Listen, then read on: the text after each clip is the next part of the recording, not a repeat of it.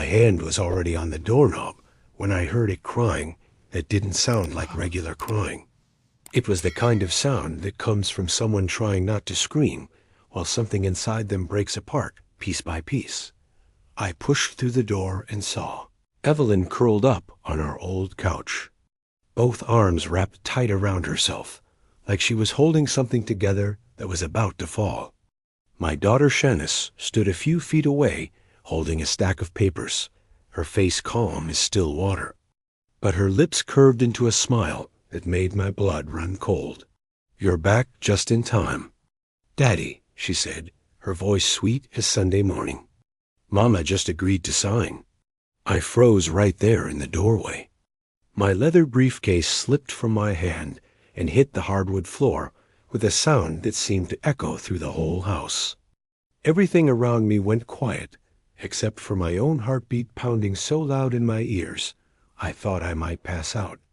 I was used to long days 71 years old and still keeping a routine. But I'd never prepared myself for walking into something like this in my own home. If you're still watching, drop a comment and let me know where you're tuning in from.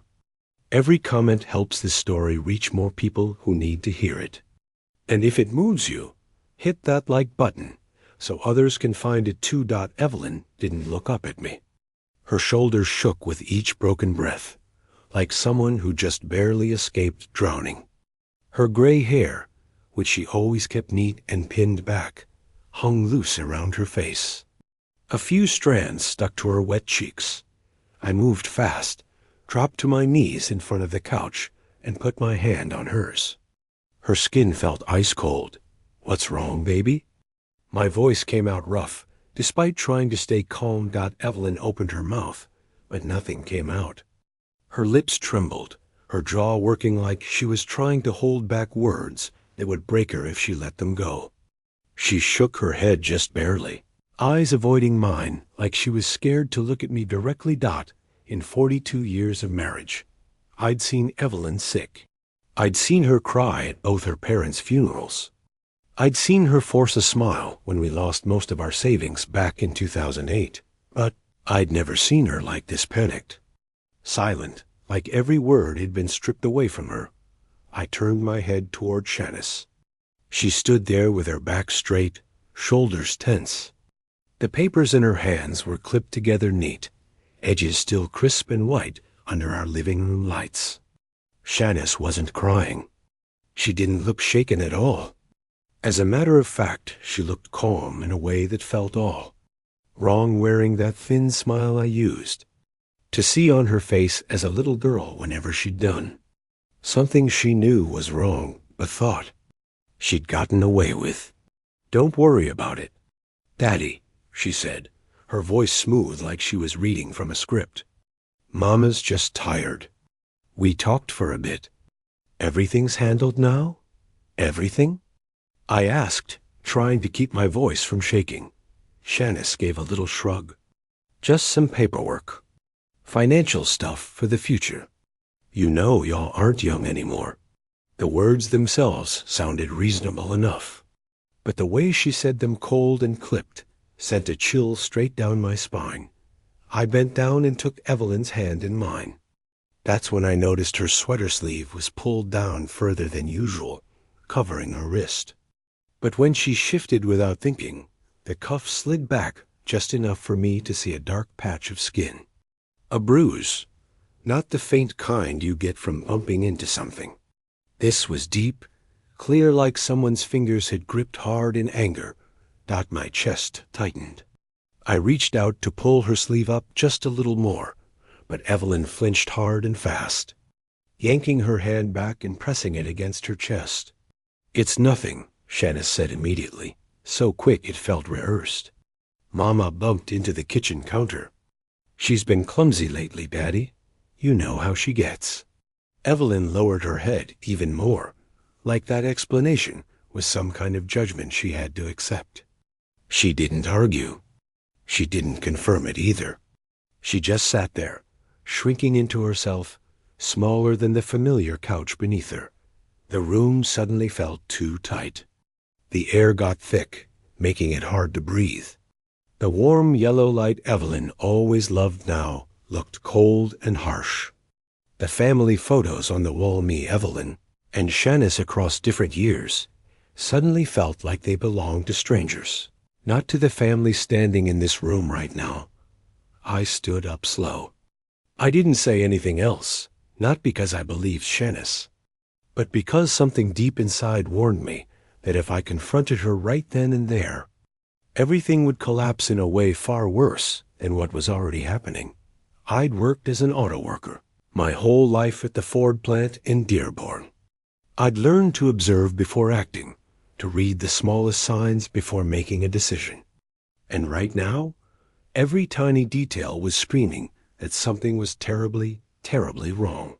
"Go upstairs and rest," I said to Evelyn, keeping my voice as gentle as I could manage. "I'll bring you some tea."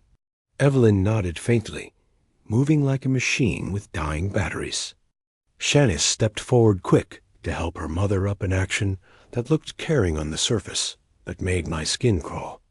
She was too fast, too precise, like she was replaying a role she'd already practiced 100 times. When the two of them disappeared down the hallway toward the bedroom, I was left alone in the living room. I looked down at the floor where my briefcase still lay. I bent down to pick it up, my hand shaking slightly. Inside me, a feeling both familiar and strange was taking shape. The feeling of suspicion. I'd suspected coworkers before when tools went missing. I doubted numbers on inspection reports, questioned contractors who made promises that sounded too smooth. But suspecting my own daughter? That was something I'd never once considered in all my years of being a father. That evening, dinner passed in silence, so heavy it felt like it might crush us. Shanice talked a lot, filling the space with small talk about her job search and future plans, like she was trying to patch over the emptiness with words. Evelyn ate almost nothing. She held her fork without lifting it to her mouth, her eyes distant, occasionally glancing toward Shanice before dropping back down to her plate. I watched everything. I didn't miss a single detail. The way Evelyn startled whenever Shanice stood up. The way Shanice rested her hand on her mother's shoulder just a little too long. The way she answered for Evelyn whenever I asked even the simplest question. That night, after everyone had gone to their rooms, I stayed behind in the living room alone. The house was so quiet, I could hear the wall clock ticking, each beat steady and clear, like a countdown to something I couldn't see yet. Looked around the home I'd lived in for over 30 years. The place where I'd fixed every door hinge, replaced every cracked tile, painted every wall, the place I'd believed was an absolute safe haven for my family. For the first time, it no longer felt safe. The image of that bruise on Evelyn's wrist kept replaying in my mind, vivid and sharp. And along with it, Shanice's words. Mama just agreed to sign. Sign what? Under what circumstances? And why had Evelyn been so terrified? I knew that from that moment on, a line had been crossed. I didn't yet know exactly what it was, or who would pay the price. But I knew one thing for certain. I would not let this truth pass in silence. Not today. Maybe not tomorrow. But soon. And when I stood up, turned off the lights, and headed toward the staircase leading to our bedroom, the first real question had already formed in my mind. A question I could not and would not ignore. After that night, lying beside Evelyn in our familiar bedroom, I couldn't sleep. Her breathing was shallow and uneven, like each breath took real effort. I lay on my side, staring at the dim ceiling, and my memories began to rewind slowly but relentlessly, carrying me back to the time Shanice returned to this house, not as a daughter coming home, but gradually. Like a guest who stayed so long, she forgot she was only supposed to be visiting. Shanice came back almost 3 years ago after her second divorce. I remember that day clearly. It was late fall, wind scattering red and gold leaves across the front porch. She stood at the door with 2 big suitcases, eyes red from crying, but her back still straight. She hugged Evelyn for a long time, sobbing into her mother's shoulder like a child who'd lost everything. "I'll only stay for a little while," Shanice said as she stepped inside. "Just until I get back on my feet." We didn't ask too many questions. What parents would turn away their child in that situation? Evelyn prepared Shanice's old bedroom, changed the sheets, placed a small vase of flowers on the table by the window. I checked the lock on her door, made sure the heating vents were working, doing all the familiar tasks of a father who believed everything would eventually work out fine. In the first few months, Shanice truly seemed like a devoted daughter. She woke up earlier than her mother, made coffee, fixed breakfast. She drove Evelyn to her doctor's appointments, carefully writing down every instruction. She spoke gently and patiently, often reminding me that Mama needed more rest and shouldn't be worrying so much. Looked at her then and thought maybe life had hardened her, but hadn't taken away the best parts of who she was. Shanice also took over chores Evelyn had always done. She did the laundry, cleaned the bathrooms, reorganized the kitchen cabinets. At first, Evelyn laughed and said her daughter was doing too much. Shanice just smiled back. "Let me handle it. You've worked hard your whole life." I believed that. I wanted to believe it. Then things began to change.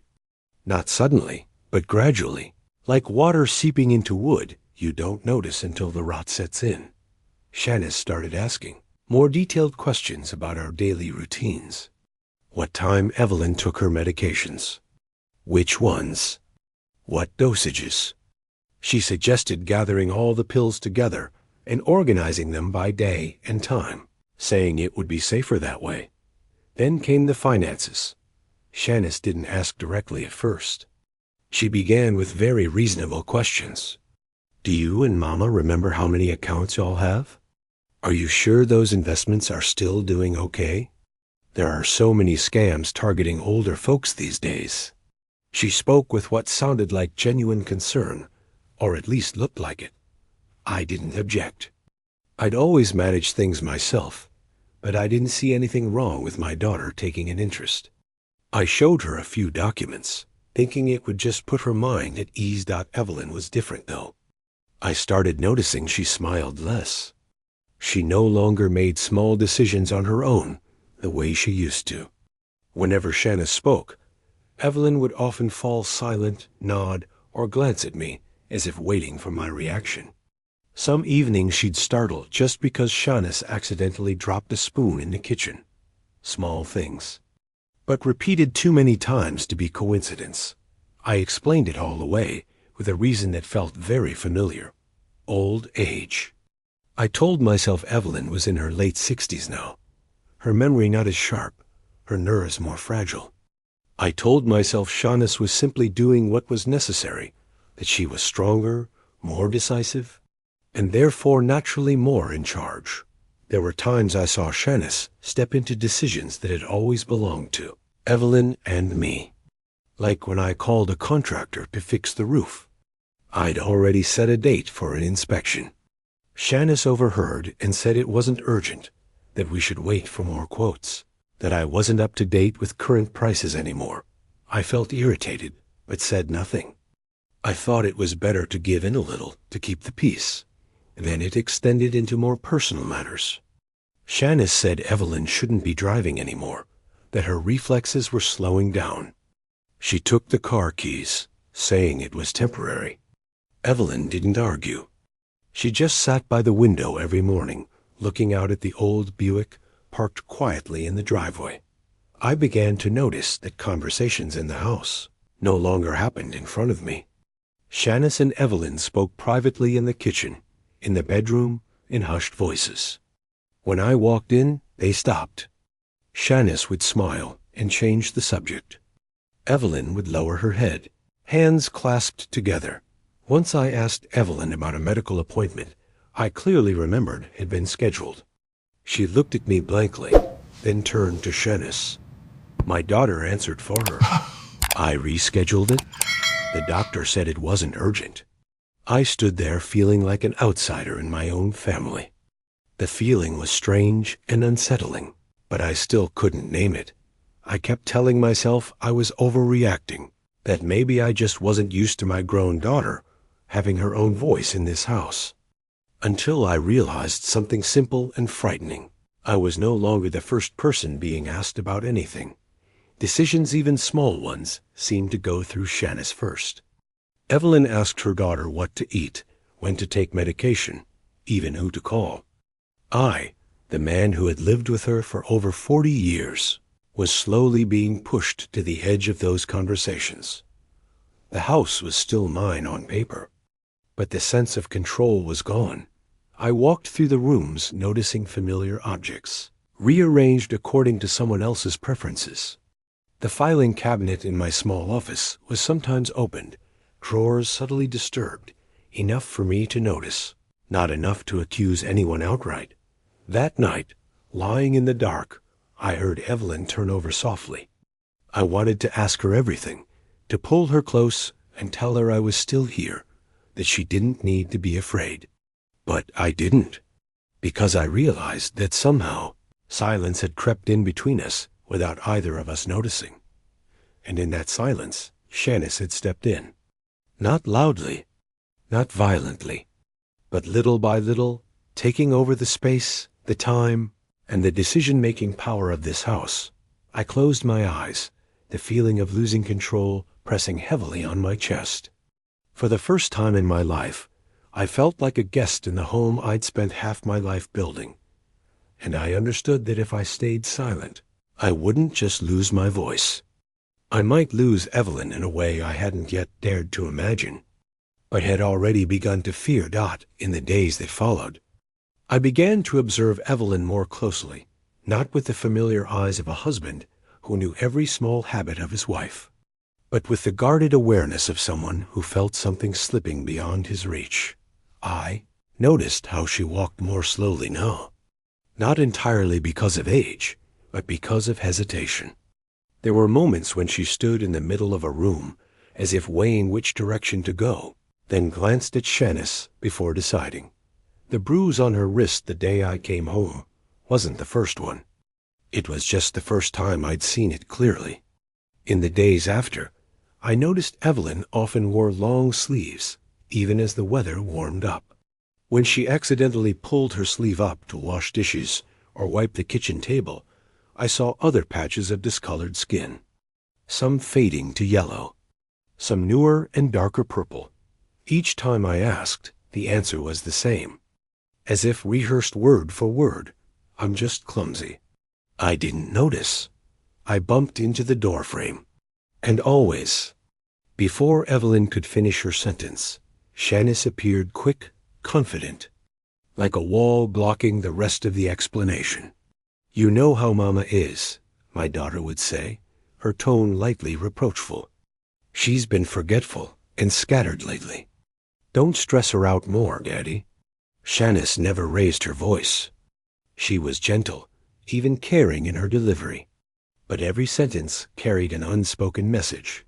Evelyn was no longer clear-headed enough to decide or explain things for herself. Once, when Evelyn dropped a glass in the kitchen, Shanice rushed over not to ask if her mother was hurt, but to quickly sweep up the shards, saying over and over, "See? I told you Mama shouldn't be doing these things alone anymore." Evelyn stood there with her hands trembling, head lowered like a child being scolded for a small mistake. I stood at the kitchen doorway, feeling a slow burn of anger rise inside me, but I held it back. I still had no concrete proof, only a growing sense of unease crawling under my skin. I told myself I couldn't rely on emotion alone.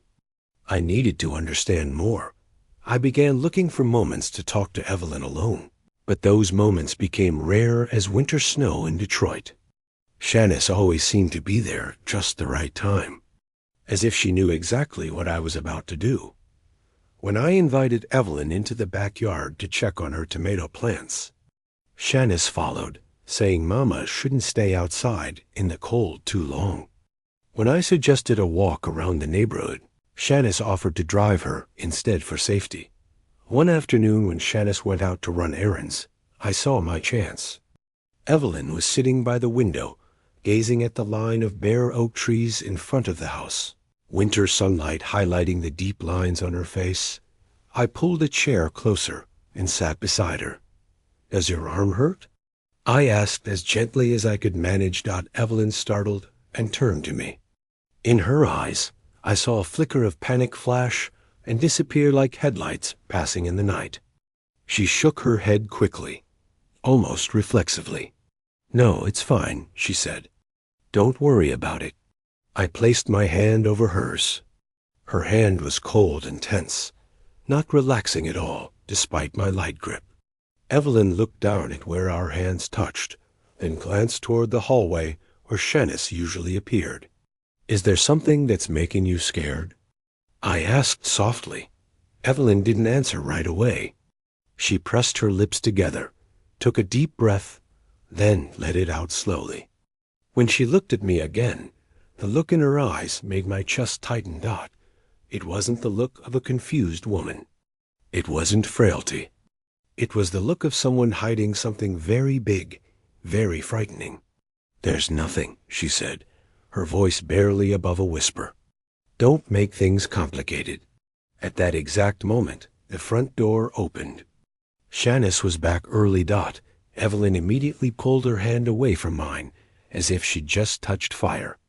I stood up and turned away, my heart heavy as concrete. From that day on, I began to memorize every detail, every small gesture. The way Shanice always positioned herself between me and Evelyn when we talked. The way she answered for her mother, no matter who I addressed my question to. The way Evelyn looked at Shanice before saying anything, as if asking for permission. Some of the things Shanice said sounded perfectly normal, at first even reasonable. But the more I heard them, the more uneasy I felt. Mama doesn't remember clearly anymore. She's easily influenced. "You know, Daddy, Mama isn't like she used to be." Those phrases repeated over and over, gradually forming a distorted picture of Evelyn, a weak woman no longer capable of making decisions for herself. And I realized that if this continued, not only I, but everyone around us would eventually start believing that picture. One evening when Evelyn went upstairs early because she was tired, Shanice stayed behind with me in the living room. She poured me a glass of water and set it in front of me, a gesture that looked thoughtful on the surface. "Daddy," she said slowly, "don't you think you're a little too tense? Mama is fragile right now. Things would be easier if you just let me handle it." I looked at my daughter for a long time. Under the light, her face was familiar down to every feature, the same round cheeks, the same widow's peak she got from my side of the family. But her eyes were different. They were no longer the eyes of the child who used to run home from school proudly showing me report cards, or the young woman who had sobbed uncontrollably in this very living room. When her first marriage fell apart, these eyes were colder, more calculating. "I can still manage things," I said. Shanice smiled, a smile that never reached her eyes. "You think so, but time waits for no one, Daddy." That sentence echoed in my head long after she had gone upstairs. I sat alone looking around the silent house. I remembered my younger years working on the assembly line at Ford, where I'd learned to read warning signs before accidents happened. A bolt making the wrong sound, a small crack in a weld. Back then, ignoring instinct came at a heavy cost, sometimes injury, sometimes worse. Now, that instinct was returning, clear and unforgiving. It told me those bruises weren't accidents, that Evelyn's silence wasn't random, that Shanice's words, wrapped in concern, were slowly stripping her mother of her voice, and mine as well. I began asking myself what I had missed and when.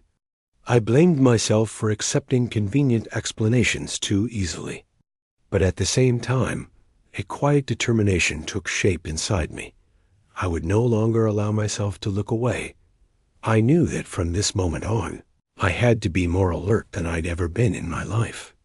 I had to remember every detail, every small contradiction, like pieces of a puzzle whose full image I had yet to see. And above all, I had to trust that old but loyal instinct, the one that had saved me from many mistakes in life, and was now warning me that a very real danger was present inside this house. That night, after the brief conversation with Shanice in the living room, I didn't go up to the bedroom right away. I stayed alone with only half the lights on, just enough to see the familiar outlines of our home. The wall clock ticked steadily, each beat reminding me that time was still moving forward, even though something in this house felt terrifyingly frozen. I tried to convince myself that maybe I was overthinking things. That age had made me more sensitive than usual. But the image of fear in Evelyn's eyes, the hidden bruises, Shanice's repeated phrases, all of it refused to fade. They lined up in my mind, orderly and patient, as if waiting for me to do the very thing I had been avoiding. I stood up and slowly walked toward the small room at the end of the hallway, the one that housed our home security system. I'd installed it about 5 years earlier, after a string of break-ins in the neighborhood. Back then, Evelyn had laughed and said I was being overly cautious. I'd laughed too, thinking maybe I really was just getting old and worrying too much. I never imagined that one day I would step into that room searching for the truth about my own family. The door closed behind me, creating a space cut off from the rest of the house. I turned on the monitor. A pale blue light washed over my face, cold and sterile. The familiar camera feeds appeared: living room, kitchen, hallway, front door, back door. Everything looked still, harmless. I began rewinding the footage from earlier that day. The morning passed normally. Evelyn was in the kitchen making tea. Shanice sitting at the table talking on her phone. At noon, Shanice went out for a while, then returned. Nothing unusual. I let my shoulders relax slightly, telling myself maybe I had gone too far. But I kept rewinding anyway. The time stamp on the screen moved steadily backward until it reached a point around midday. Then I stopped. The image was still there on screen, but nothing moved. The time in the corner continued ticking forward, minute by minute, but the scene remained frozen like a still photograph. I frowned and rewound that section again. And again, 30-7 minutes. No more, no less. Exactly 37 minutes with no movement in the kitchen, the living room, or the hallway. Not because no one was there. I knew Evelyn had been home at that time. Shanice 2. My heart started beating faster. I checked the system settings, thinking maybe the camera had malfunctioned. But no before, and after that gap, everything worked perfectly. No technical interruptions. No error alerts. Just a clean, neat absence, as if someone had taken a knife and sliced out a piece of time. I rewound a few minutes further back. The image suddenly began moving again. And at that exact moment, it felt like something clenched tightly around my chest, that Evelyn was lying on the kitchen floor. She wasn't lying flat. Her body was curled inward, one arm clutching the other, her head tilted to the side. Her gray hair was spread across the cold tile. I couldn't hear any sound, but just looking was enough to know this wasn't the position of someone who'd harmlessly slipped and fallen. A few seconds later, Shanice appeared in the frame. She moved quickly, not with her usual calm pace. She bent down close to Evelyn, then stood back up, looking around nervously. She lifted a hand to smooth her hair back, a gesture I knew well. It was what Shanice always did when she was stressed, when she needed to steady herself. Then she grabbed her purse from the counter and walked straight out the back door. She didn't look back. She didn't check on her mother again. The scene lasted only seconds, but I couldn't look away. I rewound it, once, then again, and again. The 37-minute gap remained there, brazen and silent like a challenge. I leaned back in the chair, a cold sensation spreading from my spine up to the base of my neck. I didn't need any more proof to understand that the missing footage hadn't vanished on its own. Someone had deleted it, and in this house, there was only one person with the knowledge, the composure, and the motive to do that. I turned off the monitor. The room fell into darkness. In that moment, I didn't feel anger right away. What hit me first was something heavier, far more painful. Betrayal. Betrayal in business. Not betrayal between friends, but betrayal by blood. It didn't explode all at once. It spread slowly like oil seeping outward, soaking into every thought, every memory. I leaned against the wall and closed my eyes. Images of Shanice as a child came back vividly. Her first steps in this living room, falling and standing up again, laughing. The day I taught her how to ride a bike, her hands gripping the handlebars so tight they turned white. The nights she called me crying after her marriages fell apart, and I told her that no matter what happened, she would always have a home to return to. And now that home was the place where Evelyn lay curled on the floor while my daughter fled in panic. After erasing 37 minutes of truth, stood there for a long time, not knowing how many minutes had passed. When I opened my eyes, I knew a line inside me had been crossed. From this moment on, I could no longer deceive myself. These were no longer scattered doubts or vague feelings. The truth had surfaced, even if only through an absence. I stepped out of the small room and closed the door quietly. The house was silent. Shanice was upstairs. Evelyn was sleeping, or at least trying to. I stood in the hallway looking toward our bedroom, the weight pressing down on every step I took. I didn't go in to wake her. Not now. I knew that once I had seen what I'd just seen, I could never go back to how things were before. I needed time to think, to reorganize everything in my head. And more than anything, I needed to stay calm. If I let my emotions lead, I would ruin everything. That night, I lay in bed with my eyes wide open, staring at the ceiling. Beside me, Evelyn's breathing was steadier than it had been in days, though now and then she whimpered softly in her sleep, as if something were chasing her in her dreams. Each time, I tightened my grip on her hand silently, promising myself I would not let this disappear into silence. Those 37 minutes erased from the camera weren't just a gap in data. They were proof that something was terribly wrong under this roof, and from that moment on, I understood that I had no choice but to go all the way to the truth, even if the price would be far greater than anything I was ready to face. Didn't rush back to the camera room, right? After that night, not because I was afraid, but because I knew I needed a clear head. Shanice still believed I knew nothing. Evelyn was still trembling, but she was beginning to trust me again. I couldn't afford to make a mistake at this stage. That it wasn't until 2 days later, one afternoon when Shanice went out to meet a friend, that I returned to the small room at the end of the hallway.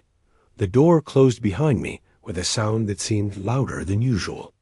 I turned on the light, sat down in front of the screen, and took a deep breath. I didn't replay the main camera footage again. I had watched it too many times already. The 37 minutes that had vanished were still there, brazen like a deliberate wound. But this time, I did something I had previously overlooked. I opened the list of all devices that had ever been connected to the system, and then I saw an auxiliary camera, old, low resolution, mounted in the back hallway, near the kitchen door leading to the yard. I froze. I had installed that camera years ago when Evelyn was still strong, when we worried about strangers circling the back of the house during the string of break-ins. Later, when I upgraded the main system, I had almost completely forgotten about it. I remembered once intending to remove it, then leaving it because it seemed harmless enough. That carelessness may have saved Evelyn's life. I opened the feed from the auxiliary camera. The image was noticeably blurrier than the others. The colors washed out, the angle slightly off. But it was still working. And more importantly, nothing had been deleted. I dragged the timeline back to the exact 37-minute window missing from the main camera dot.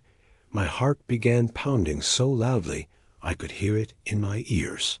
I didn't fast forward.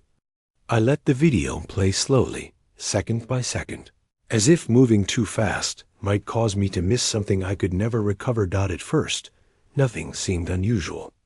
Evelyn stood in the kitchen, her back to the camera, washing a plate.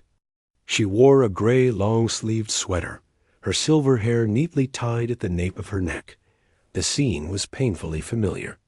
I had seen that image thousands of times in my life, never knowing that just minutes later, it would become something that would change me forever. The back door opened. Shanice entered the frame. She didn't move quickly. She wasn't rushed. She walked very slowly, almost cautiously. The door closed behind her. I saw Shanice stand there for a few seconds as if steadying herself. Then she said something. The camera didn't capture sound, but I saw her lips move. Evelyn turned around and shook her head. I leaned closer to the screen, unblinking. Evelyn raised one hand, palm facing Shanice, a familiar gesture she used whenever she wanted to gently refuse something. I knew that gesture. I had lived with her for over 40 years. Shanice stepped forward. Evelyn stepped back. Her back hit the edge of the kitchen table dot, and then it happened. Shanice reached out and grabbed Evelyn's arm. Not the gentle grasp of a daughter helping her mother, but a tight, forceful grip. Evelyn struggled. I saw her face change, her mouth open as if to scream. Shanice shoved her. Evelyn lost her balance, slammed into the table, and fell to the floor. I shot up from my chair, both hands bracing against the desk as if I myself had been pushed. The screen shook slightly when I hit it. Evelyn lay there curled up on the cold tile. I saw her clutch her wrist, her face contorted in pain. Shanice stood over her, not bending down immediately. She paused, looked down at her mother, then glanced around as if checking whether anyone had seen. Then Shanice bent down, not to help her mother up, but to pull her arm. I clearly saw the stack of papers in Shanice's other hand. She placed them on the table and pushed a pen toward Evelyn. Evelyn shook her head hard. I saw her lips move. She was pleading. I saw Shanice lean in close, speaking rapidly, her mouth moving fast. Her expression cold. Evelyn raised her other hand to cover her face, trying to protect herself. Then Shanice tightened her grip on Evelyn's wrist again. There was no doubt left. No possible explanation. It was violence. Blatant, deliberate. Finally, Evelyn trembled as she picked up the pen. Her hand shook so badly that the signature was crooked and barely legible. I couldn't see exactly what she signed, but I knew it wasn't consent. It was submission. The moment Evelyn released the pen, Shanice let go of her arm. She stood up straight. And then, as if an invisible switch had been flipped, Shanice raised her hands to her face. She began to cry. Had to clench my teeth to keep from making a sound. Shanice's shoulders shook. She sat down on the floor beside Evelyn, head lowered, face covered by her hands. But I had seen enough. That wasn't the cry of panic or regret. It was an act. A performance activated at the right moment for the right audience, in case anyone walked in. A few seconds later, Shanice stood up, smoothed her hair back, took a deep breath. She picked up the papers, folded them carefully, and walked straight out of the frame. Evelyn remained there, motionless, like a piece of discarded cloth on the floor. The video ended. I don't know how long I sat there. I only know I watched that footage no fewer than 10 times. Each time, a new detail emerged. The grip of her hand. The pause before the shove. the cold look in Shanice's eyes when she thought no one was watching. With every replay, a part of me collapsed a little more, not because I couldn't accept that my daughter was capable of doing that, but because I realized that deep down, I had once doubted Evelyn. I had thought, even briefly, that maybe she was being too sensitive, too anxious, and that thought, however fleeting, now stabbed into me like a blade. I turned off the video and slumped back into the chair, covering my face with my hands.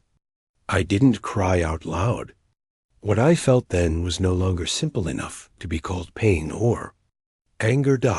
It was the shattering of a belief that had lasted a lifetime, but I didn't allow myself to sink into it for long.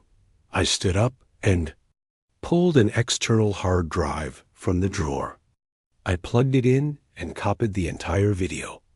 Once, then again. I renamed the file, marked the exact date and time. I checked everything to make sure the video wasn't corrupted. Then I made another copy on a second drive. I didn't keep them all in one place. One copy went into a locked drawer in my desk. Another I hid in the pocket of my jacket, the one I always carried with me. I did everything slowly, carefully, as if handling evidence in a case whose full gravity only I understood. When I shut down the computer, the room fell silent again. But this silence was no longer vague or uncertain. It was the silence of truth laid bare. I knew that, from this moment on, everything had changed. There was no going back. No room left for self-deception. What I held in my hands wasn't just a video. It was proof.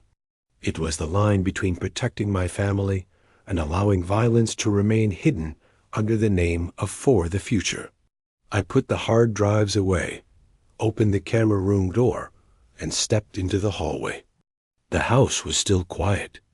Evelyn was resting in the bedroom. Shanice hadn't returned yet. I stood there under the dim lights and understood that the real confrontation still lay ahead. But at least now, I was no longer walking in the dark. That morning, Shanice woke up very early. I knew because I heard her familiar footsteps moving around the kitchen before daylight fully broke. The smell of coffee drifted down the hallway, but it brought no comfort this time. It felt like a prepared ritual, cold and calculated. Shanice stepped into the bedroom and lightly knocked on the doorframe. "Is Mama awake yet?" she asked, her voice sickeningly sweet. "We need to go to the bank early today. They're holding the appointment for us." Evelyn opened her eyes, and I clearly saw the flash of panic in her gaze before she managed to hide it. She turned toward me, gripping the bedsheet tightly. I placed my hand over hers and gave a gentle squeeze, a silent reminder that I was here. "I'll go with you?" I said calmly. Shanic. He turned to me, freezing for a very brief moment. "That's not necessary, Daddy," she replied quickly. "It's just paperwork. Mama and I will handle it fast. You stay home and rest." I looked straight into her eyes. "This is a family matter," I said, "and I'm part of this family." The air in the room seemed to harden. Shanice pressed her lips together, then forced a tight smile. "If you want," she said, but her tone had changed, firmer, colder. "But I'm telling you now, everything is already prepared." We left the house as the sun was rising. Shanice drove. Evelyn sat in the back seat. I sat in the front. No one spoke. There was only the hum of the engine and the steady click of the turn signal. I glanced in the rearview mirror and saw Evelyn with her head lowered, her hands clasped together, fingers white from gripping too tightly. The bank stood on a familiar corner in downtown Detroit, a place we had visited countless times over the decades. Yet today, the building felt strangely unfamiliar. The glass walls reflected the sunlight, glaringly bright. Shanice walked in quickly, as if afraid we might slow down. She spoke to the receptionist, stating her name with ease, like someone who had been here many times before. "We have an appointment," she said. regarding power of attorney documents. The bank employee looked at us and gave a professional smile. Yes, please follow me into this room. We were led into a small private room with a light wooden table and 3 chairs. A thick folder was already laid out on the table. I glanced at it and saw the familiar terms I had researched through sleepless nights. Full power of attorney, right of representation, authority to decide. Evelyn sat down, her hands visibly trembling. I pulled my chair closer to hers and placed my hand over hers openly. Without hiding it, Shanice sat across from us, back straight, eyes sharp. The bank employee began explaining in an even, neutral tone. According to this file, Mrs. Evelyn will grant full authority to Ms. Shanice to manage all assets in the event. Stop, I said. The room fell silent. The bank employee looked up at me, slightly confused. Shanice snapped her head toward me, a flash of anger crossing her face.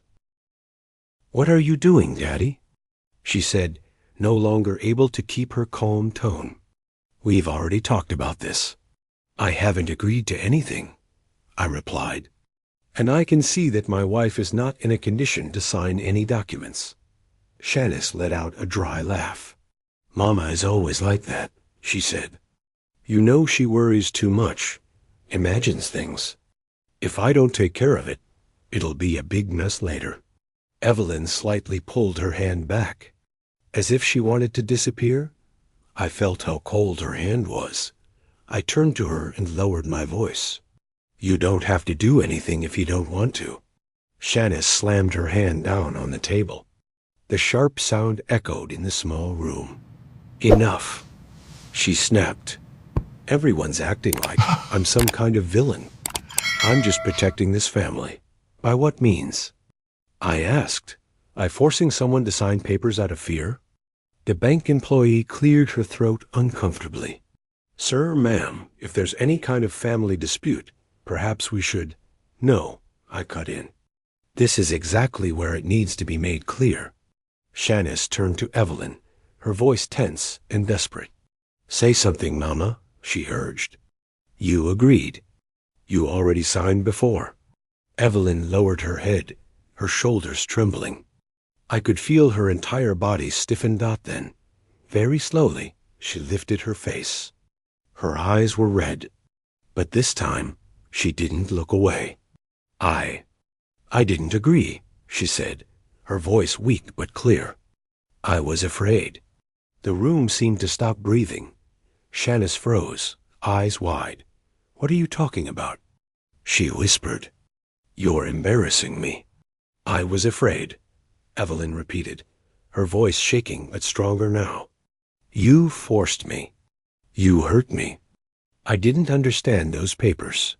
The bank employee stood up abruptly.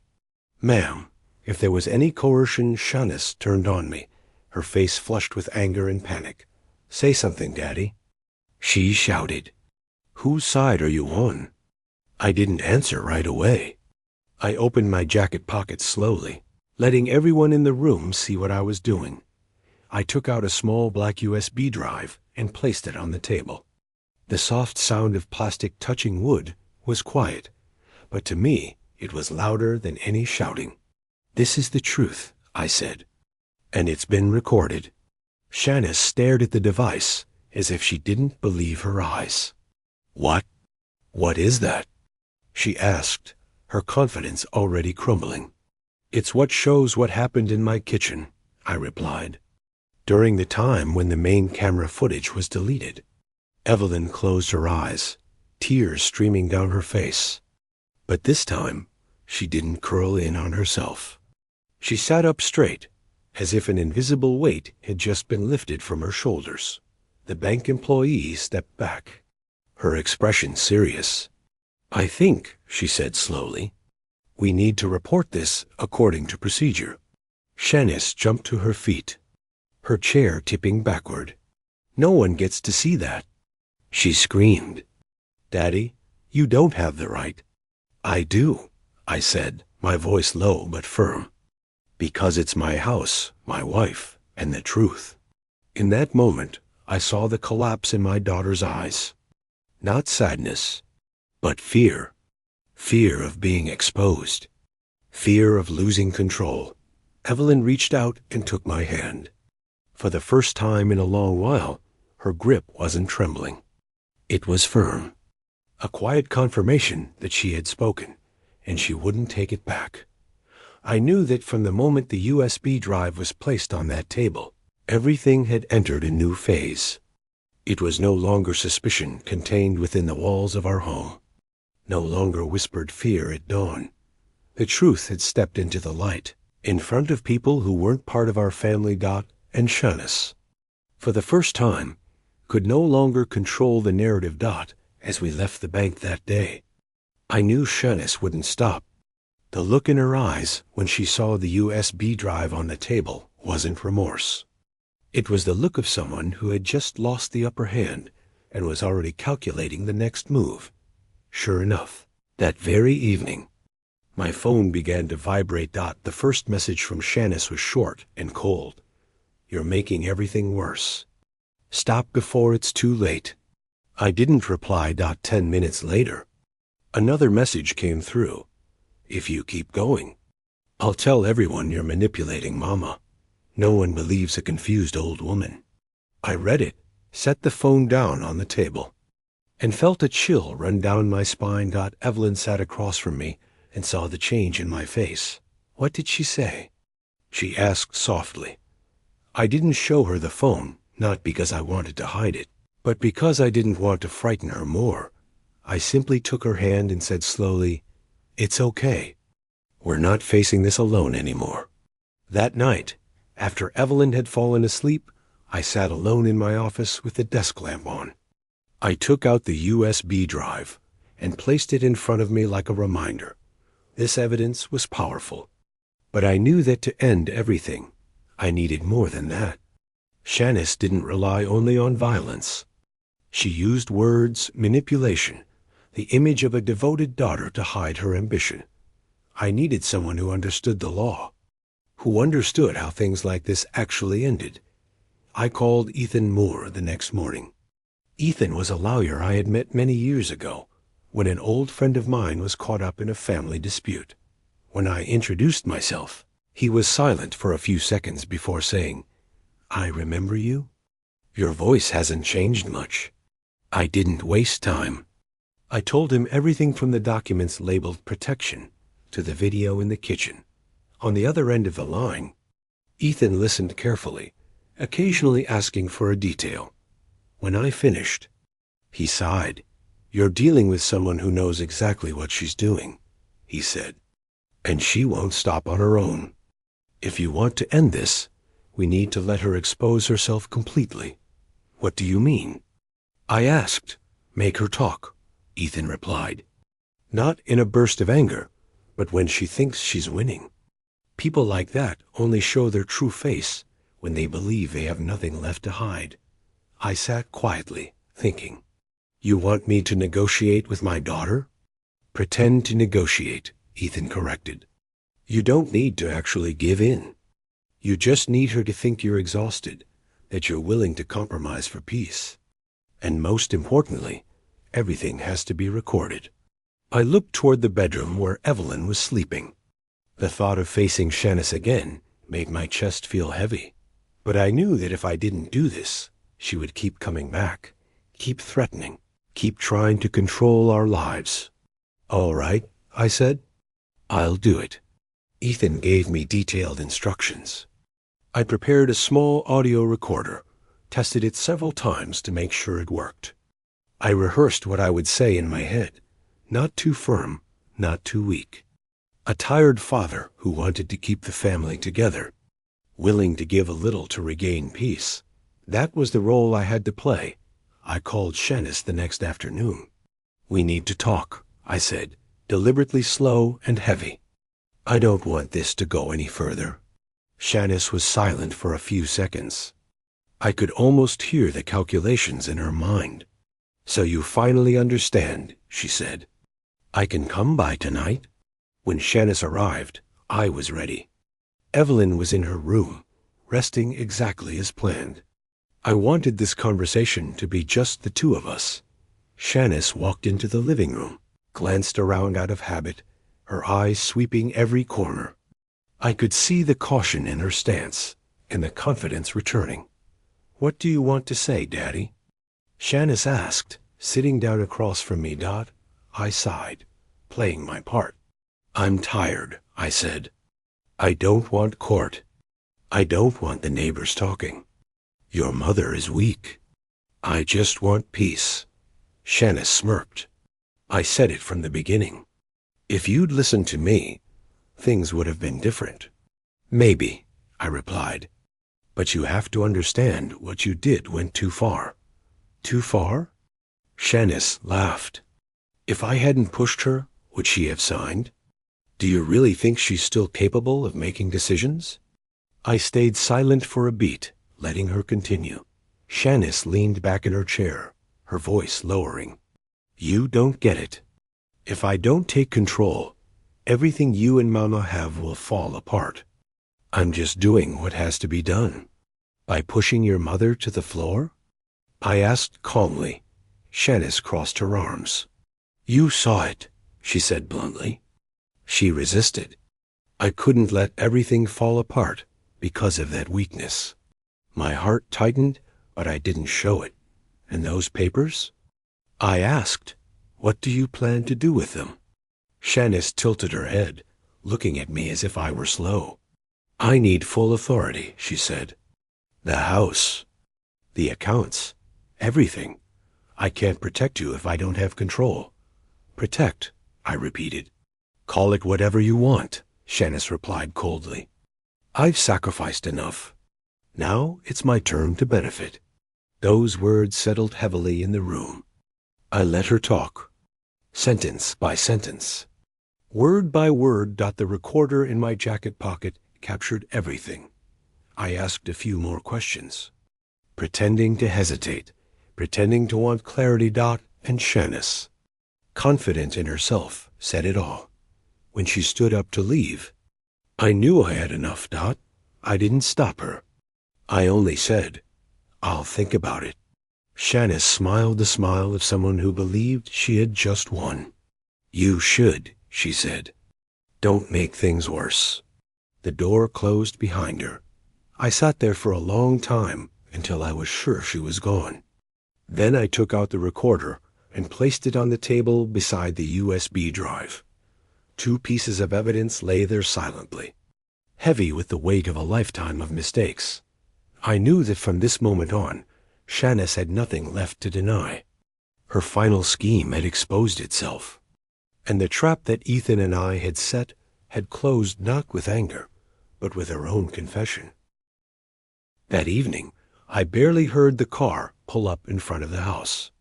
It wasn't until the doorbell rang a short, decisive ring with no hesitation that I stood up. My heart pounded, but not from surprise. I had known this moment would come. I just didn't know it would come so soon. I opened the door.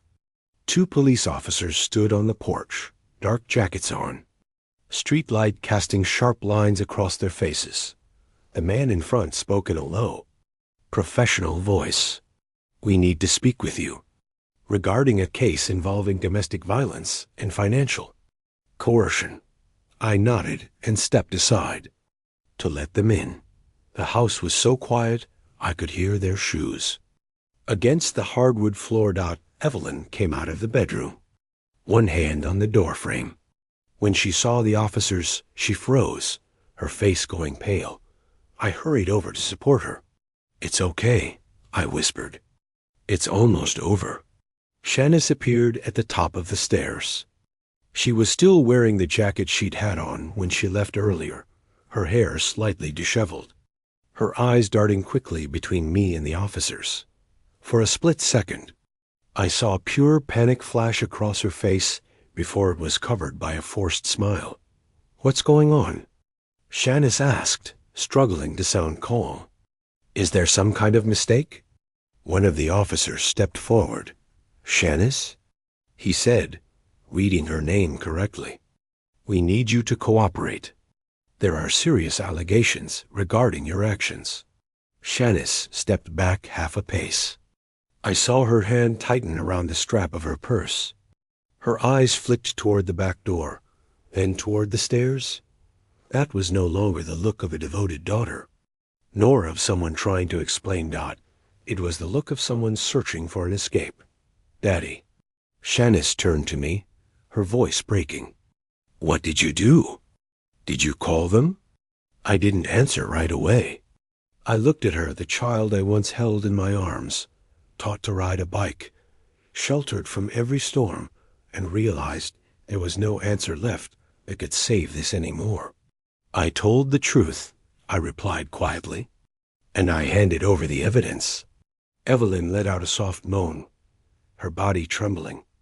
I felt her weight lean heavily into my arm. She was barely able to stay on her feet anymore. The other officer hurried over and pulled out a chair for her to sit down. Shanice laughed, a hoarse, uncontrolled sound. Evidence? She repeated. Just some stupid recordings and words. No one's going to believe that. I believe it, the officer said shortly, and the court will review the rest. Shanice turned and moved quickly toward the back door. Everything happened fast. Shanice, stop. One of the officers shouted, but she had already lunged forward, twisting the doorknob hard. The door hadn't even opened before they caught her. Shanice screamed and struggled, trying to break free. Let me go. You don't have the right. Her voice was high-pitched and panicked, completely different from the cold confidence she'd carried in recent days. I stood there, frozen. Everything unfolded like a slow-motion film. Shanice was restrained, handcuffed. The sound of metal snapping shut echoed sharply like a final period at the end of a sentence. Shanice, I called out, not knowing why, whether to stop it or to say something final. She turned to look at me. There was no calculation left in her eyes now, only pure fear. You can't do this to me, she said, her voice breaking. I'm your daughter. Those words pierced me like a dull knife, but I didn't step forward. I didn't pull her into my arms. I just stood there, holding Evelyn. Because you are my daughter, I said heavily, word by word. I can't keep hiding what you've done. The officers read out the charges. Domestic violence, coercion to sign documents, financial exploitation. Each word echoed through the familiar rooms of our home, sounding distant and cold. Shanice didn't scream anymore. She stood still, eyes wide, as if she couldn't believe those words now belonged to her. As they led Shanice outside, Evelyn suddenly collapsed. I caught her just in time before she slid off the chair. Her whole body shook violently, her breathing broken and uneven. I knelt in front of her, gripping her thin shoulders. It's over, I said, even though my throat tightened. She can't hurt you anymore. Evelyn cried, but without sound. Tears streamed down her hollowed face. This wasn't the cry of relief. It was the cry of a mother watching her child being taken away in handcuffs. I stood up and went into my study. I took out the USB drive, the audio recorder, the copies of documents I had prepared. I handed everything over to the police, one item at a time. They logged it, sealed it, worked professionally. No one offered words of comfort, and I didn't need any. When the door closed behind them, the house fell silent.